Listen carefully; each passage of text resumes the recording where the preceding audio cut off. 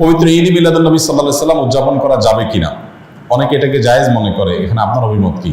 দেখুন, আমি অভিমত না দিয়ে কয়েকটা প্রশ্ন রাখবো, অর্থাৎ প্রশ্নের উত্তরে আবার পাল্টা প্রশ্ন আমি ছুড়ে দিতে চাই, বিশেষ করে যাদের এটা নিয়ে সত্যিই জানার আগ্রহ আছে। অনেকে তো প্রশ্ন লেখেন জানার জন্য না, প্রশ্ন লেখেন হলো ওনার পক্ষের মতটা বের করে আনার জন্য।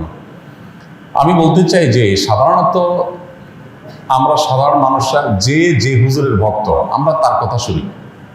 যে হুজুর মিলাদুন্নবীর পক্ষে, তার ভক্তরা মিলাদুন্নবীর পক্ষে কথা বলে এবং সেরকম দলিল খুঁজে বের করে সোশ্যাল মিডিয়াতে সেটা নিয়ে লেখালেখি করে।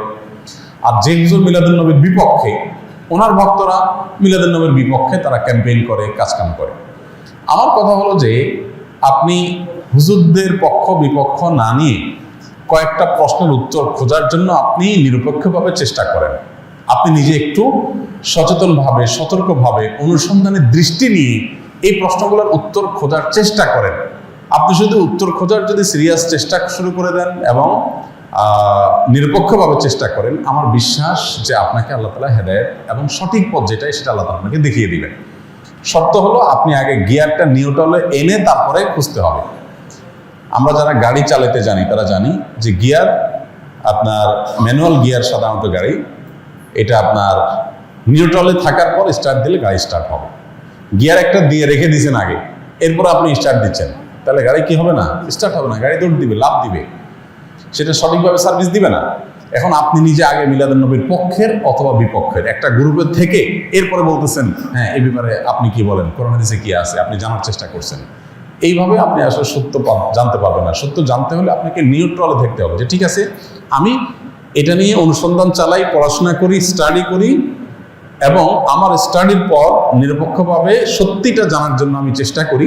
আল্লাহ তাআলার কাছে দোয়া করি আল্লাহ যেন আমাকে হেদায়েত করেন, গাইড করেন, তাহলে আপনি ইনশাআল্লাহ সঠিক পথ পাবেন। এবার আসেন প্রশ্নগুলো কি কি। এক নম্বর প্রশ্ন হলো, নবী করিম সাল্লাল্লাহু আলাইহি সাল্লামের যেদিন জন্ম হয়েছে, মিলাদুন্নবী মানে হলো নবী সাল্লাল্লাহু আলাইহি সাল্লামের জন্ম, এটাকে কেন্দ্র করে উদযাপন, আনন্দ ইত্যাদি।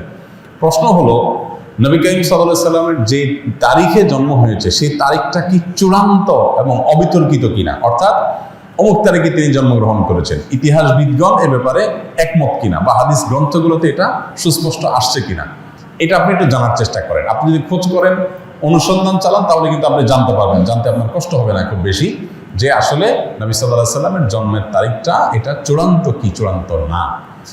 আপনি যদি অনুসন্ধান করেন, আপনি দেখতে পাবেন যে নবী সাল্লাল্লাহু আলাইহি সাল্লামের জন্মের এক্সাক্ট তারিখ নিয়ে ইতিহাসবিদদের মধ্যে নানা রকমের মত আছে। তাহলে কিভাবে আপনি চূড়ান্তভাবে একটা দিনকেই নিশ্চিত করে ধরে সেদিনকে আপনি উদযাপনে যেতে পারেন? নাম্বার এক, আপনি খোঁজার চেষ্টা করেন যে ওনার জন্মের তারিখটা এটা কি সুনির্ধারিত, অবিতর্কিত, নাকি এটা নানা মত আছে, আপনি একটু পড়াশোনা করার চেষ্টা করেন। নাম্বার দুই, নবী করিম সাল্লাল্লাহু আলাইহি সাল্লামের জন্মের তারিখটাকে তিনি নিজে উদযাপন করেছেন কিনা প্রতি বছর, এটা আপনি একটু জানার চেষ্টা করেন।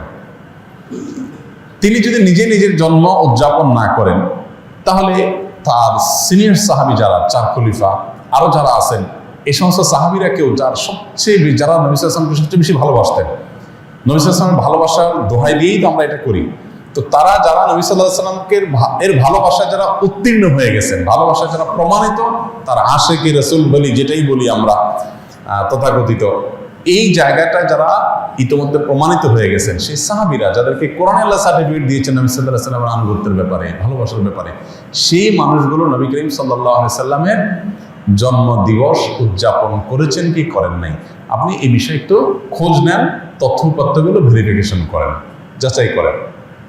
তৃতীয়ত হলো যে জন্ম দিবস উদযাপনের এই কালচার কোত্থেকে আসছে, আপনি এটাও জানার চেষ্টা করেন। আপনি যদি এটা নিরপেক্ষভাবে এটা শুরু কোত্থেকে আসে দেখেন, আপনি দেখবেন এটা অগ্নি পুজো, প্রকৃতি পূজারী তাদের কাছ থেকে আসছে। এবং একসময় খ্রিস্টান ধর্মেও এই জন্মদিবস উদযাপন করাটা ব্যাপারে নিরুৎসাহিত করা হতো, নিষিদ্ধ করা হতো।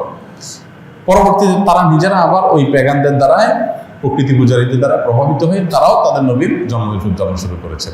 আমাদের নবী সাল্লাল্লাহু আলাইহি ওয়াসাল্লাম বলেছেন, লা তুতরুনি কামা আতরাতিন নাসারা ইবনে মারইয়াম, তোমরা আমাকে নিয়ে বাড়াবাড়ি করিও না যেভাবে খ্রিস্টানরা ঈসা আলাইহিস সালামকে নিয়ে বাড়াবাড়ি করেছে। অতএব নবী করিম সাল্লাল্লাহু আলাইহি ওয়াসাল্লামের মিলাদুন্নবী পালন করবেন কি করবেন না, উদযাপন করবেন কি করবেন না, সেই প্রশ্নের উত্তর আপনি পেয়ে যাবেন যদি আমার এই তিনটা প্রশ্নের উত্তর আপনি নিজে অনুসন্ধান করে জানার চেষ্টা করেন। আল্লাহ আমাকে আপনাকে আমাদের সবাইকে হেদায়েত এবং সত্যিকারের যে সঠিক পথ সেটা আল্লাহ তাআলা আমাদের সবাইকে আল্লাহ তাআলা দান করুন।